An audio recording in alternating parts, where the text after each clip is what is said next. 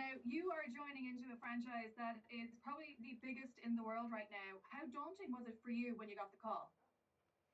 I was so happy. I was so excited and grateful and like been dreaming of that moment that the dauntingness didn't really hit me yet. You know what I mean? I was like just feeling really, really pure like happiness, right? So I didn't get like scared really until like I got on set and I was with all these legends and Paul Rudd and I was like, oh my gosh, I'm not ready. I was like, oh no, I don't know what I'm doing. Really, I was like, I didn't do enough. I had no idea. But the truth is I was ready. I have been waiting for this moment my whole life. I had been training as an athlete, able to carry this character. I was so fine, but I wouldn't have been able to feel like that had it not been for that cast. Like, Paul Rudd really, took me aside and was like, you got this, don't hold back, I can tell you're funny. And our director, Peyton Reed, he was like, you're my Cassie, I trust you. And with that trust, I was able to take risks and there was no more fear. But so it wasn't daunting necessarily.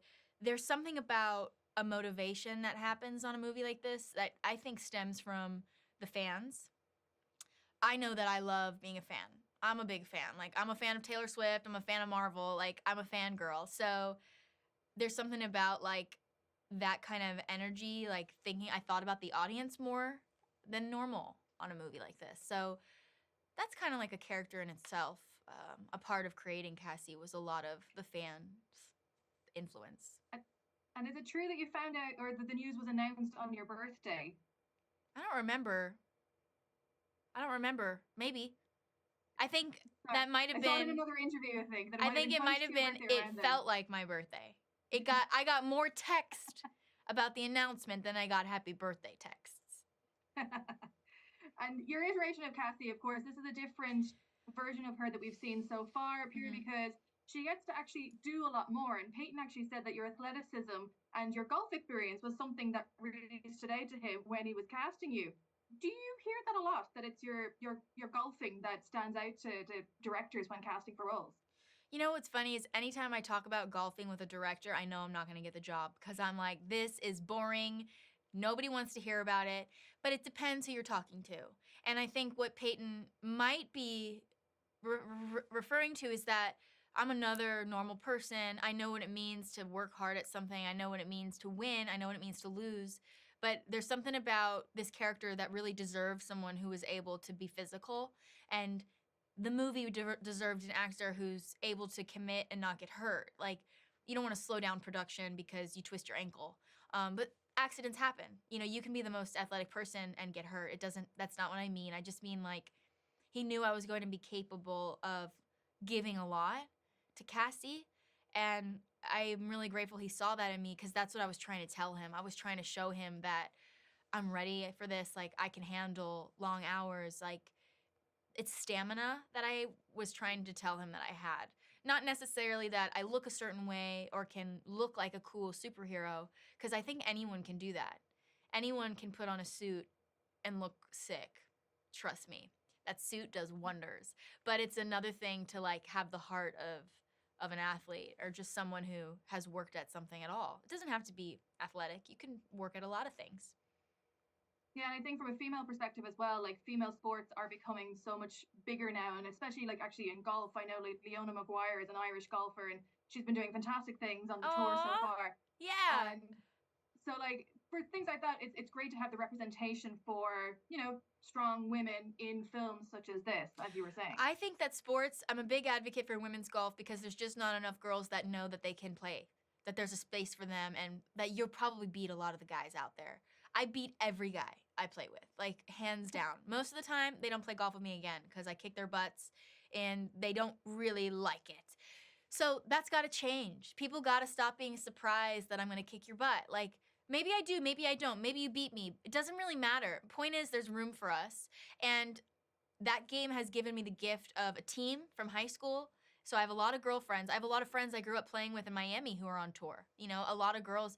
Megan Kang is someone I grew up playing golf with when we were like 8, and now she's one of the best golfers in the world, and she's still cool. You know what I mean?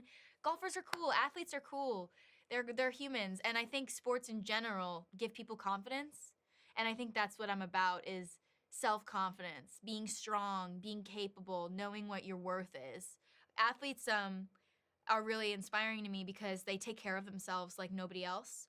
Actors kind of get like an eye roll if they say like I'm taking care of myself, like I'm getting my workout in. Like it's not respected the same way that an athlete is, but I don't know. I think whatever your craft is, you got to honor it, and it's okay to honor yourself. And sports have really taught me that. So go out there, run around, do something.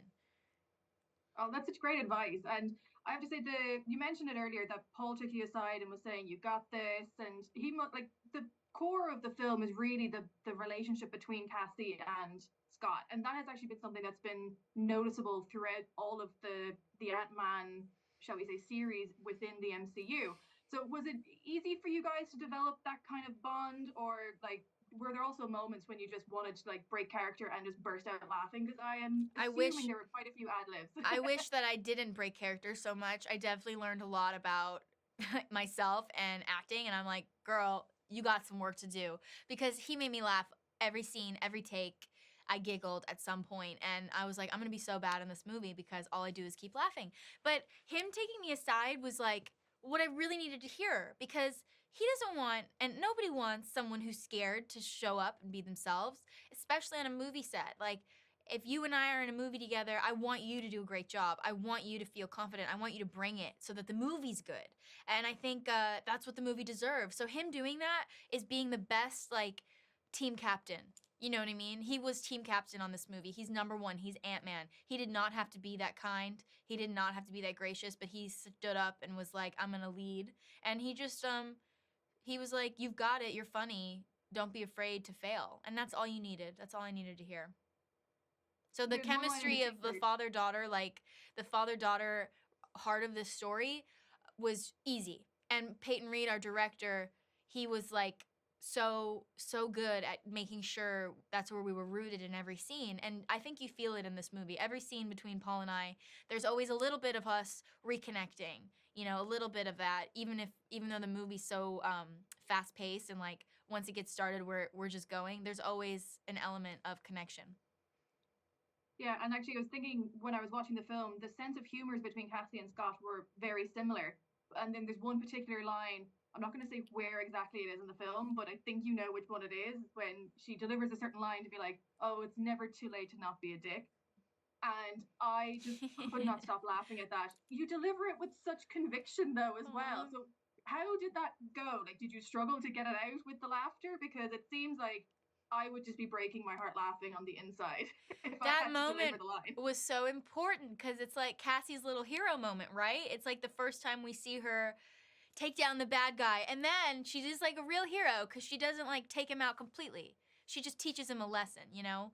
She doesn't hurt him too badly. I love that. But there was a lot of like excitement and anticipation for that day because I think we all knew what a big moment what it was. Like my director Peyton would look at me and be like, Cassie Lang, here we go. And you're just like, everyone loved it so much. And I said that line to a piece of tape, so I definitely felt ridiculous. But I really wanted that line to resonate in a way of it's so hilarious, but it's also like that's her like like it's such a reflection of who she is. Like that's her advice. Like she's such a kid. You know what I mean? Like that's her go-to. Never too late to She's gonna stop make it being a into a dick. T-shirt and have it as her mantra. I don't know why I haven't done that yet. You're like the 12th person to tell me I need to put it on a hat or a shirt. I'm really slacking. Well, listen, before I let you go, I can't not ask you about, the potential future for yourself and Cassie in the MCU. Is there anything at all that you can say or something that you might be looking forward to maybe tackling down the line? I have no idea and I have no expectations. I'd be honored to be in another Marvel movie. And even if I get the chance to, which I don't know about yet, like there's nothing that would ever top this. I mean, working with Paul Rudd every day was a dream. And this movie and this character and the phase 5 of Marvel, like being a part of that introduction, I think it's pretty sick. And I don't know that any movie I do with would ever top it. I don't know. Let's put it to the test. Let's find out. Well, listen, thank you so much. And I'm sure like Paul's a big fan of Ireland, so hopefully he's bigged up the country I to love you so you Ireland. can come and visit. I lived Have you in been? I lived in Dunleary for 4 months. I shot Little Women there. I lived at the Royal Marine Hotel. I love you, Ireland. I love you, Royal Marine. I love Dalkey, that little bake shop. Love you. You're literally talking about my old neighborhood, so you're speaking It's to my preaching to the favorite. choir here. I love Ireland. I was on the street one day and I looked really tired from filming, and this wonderful old lady looked at me at the bus stop and she was like, "Are you all right?